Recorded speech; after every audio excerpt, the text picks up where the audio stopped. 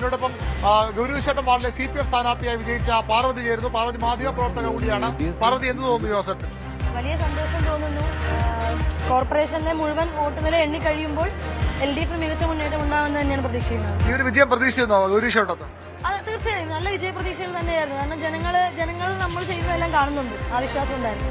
തീർച്ചയായിട്ടും യുവ സ്ഥാനാർത്ഥികളെ അങ്ങനെ വിജയിപ്പിക്കുകയാണ് ജനങ്ങൾ. വൈഷയുടെ കാര്യം നേരത്തെ അഭിലാഷ് സൂചിപ്പിച്ചു. വൈഷയുടെ പ്രതികരണം നേരത്തെ വന്നിരുന്നു. വീണ്ടും വൈഷയുടെ പ്രതികരണത്തിലേക്ക് പോകാനാകുമെന്ന് കരുതുന്നു. ഏറ്റവും പ്രധാനപ്പെട്ടത് വിവാദങ്ങൾ ജനങ്ങൾ ആ രീതിയിൽ തന്നെ എടുത്തു. വൈഷ്ണ സുരേഷ് എന്ന സ്ഥാനാർത്ഥിയുടെ സ്ഥാനാർത്ഥിത്വം റദ്ദാക്കാൻ CPM-ന് ശ്രമമുണ്ടായി. അതിന് തിരിച്ചടി ഉണ്ടായിരിക്കുന്നു എന്ന് വേണമെങ്കിൽ കൂടി പറയാം. വലിയ തിരുവനന്തപുരത്ത് 51-ലേക്ക് ആരും വരുവാനുള്ള സാധ്യത കാണുന്നില്ലല്ലോ അല്ലേ?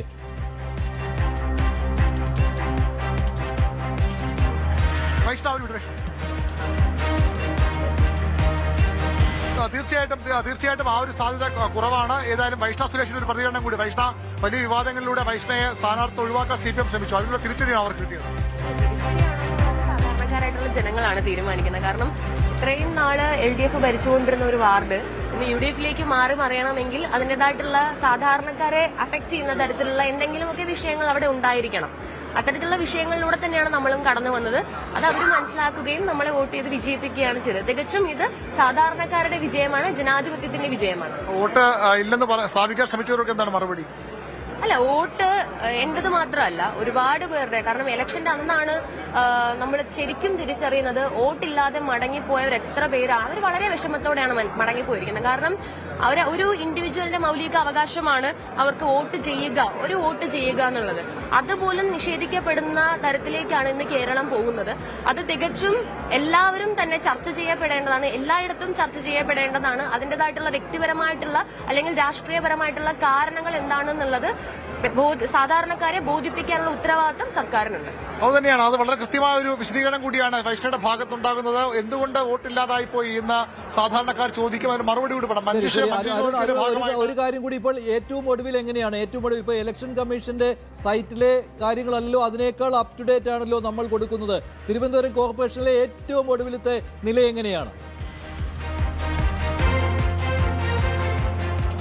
17-16 എന്ന കണക്കിലാണ് ഇപ്പോൾ മുന്നോട്ട് പോകുന്നത്. LDF-ന് ഒരു സീറ്റിന്റെ മേൽക്കൈ, 11 സീറ്റിൽ UDF ഉണ്ട്. ഇത് ഔദ്യോഗിക കണക്കാണ് മാത്രമാണ്. പക്ഷേ നേരത്തെ ഈ പാപ്പരങ്കോട് എസ്റ്റേറ്റ് അടക്കമുള്ള വാർഡുകളിൽ പൊന്നുമംഗലത്ത് 14 വോട്ടിന് മാത്രമാണ് BJP-യുടെ സ്ഥാനാർത്ഥി വിജയിച്ചത്. അങ്ങനെ വളരെ ചെറിയ ഭൂരിപക്ഷം വിജയിക്കുന്ന വാർഡുകളുമുണ്ട്. ഇതിനിടയിൽ കണ്ണമൂലയിൽ സ്വതന്ത്ര സ്ഥാനാർത്ഥി വിജയിച്ചിരിക്കുന്നു. അങ്ങനെ പലയിടത്തും അട്ടിമറി തന്നെ നടക്കുന്ന സാഹചര്യമുണ്ട്. ഈ രീതിയിലാണ് ഇപ്പോൾ തെരഞ്ഞെടുപ്പ് മുന്നോട്ട് പോകുന്നത്. 51 എന്ന മാന്ത്രിക സംഖ്യയിലേക്ക് എത്താൻ ആർക്കും കഴിയില്ല എന്ന് വേണം ഈ ഘട്ടത്തിൽ നമുക്ക് കരുതാൻ. മഞ്ജുഷ, ഇതാണ് ഏറ്റവും പുതിയ ട്രെൻഡ്. ഇഞ്ചോടിഞ്ച് പോരാട്ടം തിരുവനന്തപുരത്ത് ഇപ്പോഴും നടക്കുന്നു. ഔദ്യോഗിക വിവരം അനുസരിച്ച് 17-16 ആണെങ്കിലും ഏറ്റവും ഒടുവിലത്തെ വിവരം വോട്ടർ 29 LDF, 27 NDA എന്നുള്ളതാണ്. നിസാര വോട്ടുകൾക്കാണ് പലയിടങ്ങളിലും വിജയം മാറി മറിയുന്നത് എന്നുള്ളതാണ്. അതേസമയം കൊച്ചി കോർപ്പറേഷനിൽ UDF-ന്റെ മുൻതൂക്കം 41 സീറ്റുകൾ. ഞങ്ങൾ ആദ്യം നൽകിയ വിവരമായിരുന്നു, അത് കൃത്യമായിരുന്നു. ഡാനി നൽകിയ വിവരം 41 സീറ്റുകളിൽ UDF, അതായത് കേവല ഭൂരിപക്ഷത്തിലും കൂടുതൽ സീറ്റുകളിൽ ലീഡുണ്ട് എന്നുള്ളതാണ്. അവിടെ മേയർ സ്ഥാനാർത്ഥികളായി 2 പേരാണ് UDF-ൽ കണക്കാക്കിയിരുന്നത്. ദീപ്തി മേരി വർഗീസ് സ്റ്റേഡിയം വാർഡിൽ ലീഡ് ചെയ്യുന്നു എന്നുള്ളതാണ്. എന്തായാലും കോൺഗ്രസിന് ആശ്വസിക്കാവുന്ന കാര്യമാണ് സംഭവിക്കുന്നത് കൊച്ചി കോർപ്പറേഷനിൽ. അതേസമയം VK മിനിമോൾ ജയിച്ചു എന്നുള്ളതുമുണ്ട്. കോൺഗ്രസിന്റെ 2 പ്രമുഖർ, അതിൽ VK മിനിമോൾ ജയിച്ചു, ദീപ്തി മേരി വർഗീസ് ലീഡ് ചെയ്യുന്നു. 2 പേരും മേയർ സ്ഥാനത്തേക്ക് കൊച്ചി കോർപ്പറേഷനിൽ പരിഗണിക്കുന്ന സ്ഥാനാർത്ഥികളാണ്. പത്തനംതിട്ട ജില്ലാ പഞ്ചായത്തിൽ UDF-നാണ് മേൽക്കൈ, 10 LDF 7 എന്നുള്ളതാണ്. പള്ളിക്കൽ പഞ്ചായത്തിൽ തർക്കമുണ്ടായിരിക്കുകയാണ്. പത്തനംതിട്ടയിൽ BJP-യുടെ 3 പോസ്റ്റൽ വോട്ടുകൾ കാണാനില്ല. EVM എണ്ണിയപ്പോൾ BJP ആയിരുന്നു മുന്നിൽ. പോസ്റ്റൽ വോട്ട് കൂടി കൂട്ടിയപ്പോൾ ടൈ ആയി എന്നുള്ളതാണ് തർക്കത്തിന് കാരണമായിരിക്കുന്നത്. കൊച്ചി കോർപ്പറേഷനിൽ ചക്കമാടം ഡിവിഷനിൽ LDF ജയിച്ചു. പെരിന്തൽമണ്ണയിൽ UDF വിജയം ഉറപ്പിച്ചിരിക്കുകയാണ്. എടുത്തു പറയേണ്ടത് മലപ്പുറത്ത് ആകെയുള്ള 12 നഗരസഭകളിൽ 11ഇടത്തും ലീഡ് ഉള്ളത് UDF-നാണ്. അതുപോലെ തന്നെ എറണാകുളം ജില്ലയിൽ തൃപ്പൂണിത്തുറയും ഏലൂരും ഒഴികെ എല്ലാ നഗരസഭകളിലും ലീഡുള്ളത് UDF-നാണ്. തൃപ്പൂണിത്തുറയിൽ BJP-ക്കാണ്, NDA-ക്കാണ് ലീഡ് എന്നതും എടുത്തു പറയണം. ഇപ്പോഴിതാ മറ്റൊരു വിവരമുള്ളത് കോട്ടയത്ത് നിന്നാണ്. അതായത് ജോസ് കെ മാണിയുടെ വാർഡിൽ UDF വിജയിച്ചു എന്നുള്ളതാണ്. 22-ാം വാർഡിൽ UDF-ന്റെ സ്ഥാനാർത്ഥി സ്ഥാനാർത്ഥി വിജയിച്ചിരിക്കുന്നു എന്നുള്ളതാണ്. അതും വളരെ പ്രധാനപ്പെട്ട ഒന്നായി മാറുന്നുണ്ട്. കാരണം ജോസ് കെ മാണിയുടെ വാർഡിൽ ആണ് UDFന്റെ സ്ഥാനാർത്ഥി അവിടെ വിജയിച്ചിട്ടുള്ളത്. രജിത പ്രകാശാണ് 55 വോട്ടിന്റെ ഭൂരിപക്ഷത്തിൽ വിജയിക്കുന്ന സാഹചര്യം. പാലായിൽ ഇഞ്ചോടിഞ്ച് പോരാട്ടം തന്നെയാണ് പാലാ നഗരസഭയിലേക്ക് നടക്കുന്നത്. 8, 7 എന്നുള്ളതാണ് ആകെയുള്ള വാർഡുകളുടെ എണ്ണം. 26 പാലാ നഗരസഭയിൽ. അതിൽ 14ഇടത്തെ മെജോറിറ്റി വേണ്ടത്, ഭൂരിപക്ഷത്തിന് വേണ്ടത് 14. 8ഇടത്ത് LDF, 7ഇടത്ത് UDF, മറ്റുള്ളവർ 6 എന്നുള്ളതാണ്. സ്വതന്ത്രം മത്സരിക്കുന്നുണ്ട് പാലായിൽ. അതിനിർണായകമാണ്. അവിടെ സ്വതന്ത്രരായിരിക്കും കാര്യങ്ങൾ തീരുമാനിക്കുക. ജോസ് കെ മാണിക്ക് തിരിച്ചടി തന്നെയാണ് പാലായിൽ ഉണ്ടായിരിക്കുന്നത് എന്നാണ്. അതുപോലെ തന്നെ കോട്ടയം ജില്ലാ പഞ്ചായത്തിലും ഇതേ രീതിയിൽ തന്നെയാണ് കാര്യങ്ങൾ പോകുന്നത്. അത് മാത്രമല്ല UDF ആണ് നഗരസഭകളിൽ കോട്ടയത്ത് ലീഡ്. ഏറ്റുമാനൂരിൽ ലീഡ് UDFന്, കോട്ടയം മുനിസിപ്പാലിറ്റിയിൽ ലീഡ് UDFന്, വൈക്കത്ത് ലീഡ് UDFന് എന്നുള്ളതാണ്. പാലായിൽ മാത്രം ഒരു സീറ്റിന് ലീഡ് ചെയ്യുന്നു തിരുവനന്തപുരത്ത് മാറി മറിയുകയാണ്. വീണ്ടും ഇഞ്ചോടിഞ്ച് പോരാട്ടം. NDA മുന്നിലേക്ക് എത്തുന്ന സാഹചര്യമാണ് ഉണ്ടാകുന്നത്. നേരത്തെ 29, 27 എന്ന നിലയിലായിരുന്നു കണക്കുകളെങ്കിൽ വീണ്ടും അത് മാറി മറിയുന്നു. NDAയും 30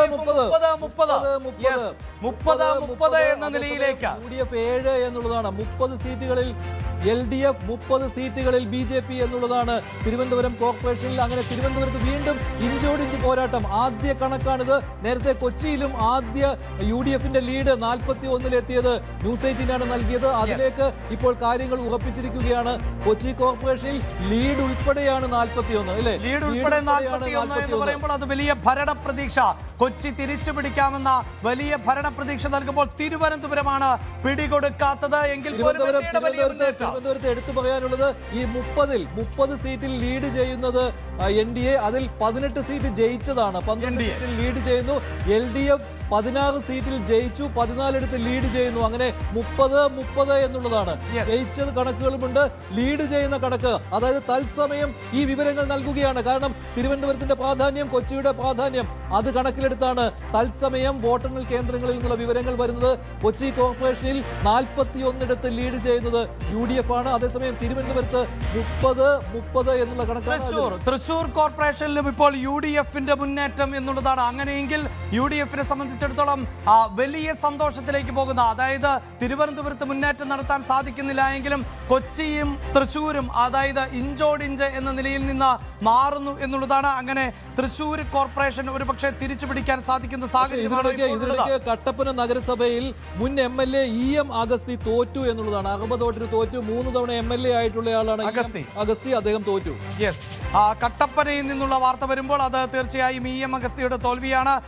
ഒപ്പം ശ്രീജിത്ത് നൽകുന്ന വിവരങ്ങൾ കൂടി പങ്കുവെക്കുകയാണ്. ടോം നൽകുന്ന മറ്റൊരു വിവരമുണ്ട്. തൃശ്ശൂരിൽ നിന്ന് കോർപ്പറേഷന്റെ സീറ്റ് നില മാറി മറിയുകയാണ്. അവിടെ LDF 14 എന്നതാണ് ടോം നൽകുന്ന വിവരങ്ങൾ. UDF 26, NDA 6 എന്നിങ്ങനെയാണ്. കോൺഗ്രസ് വിമതർ 3 എന്നുള്ളതാണ്. മുനിസിപ്പാലിറ്റികളിൽ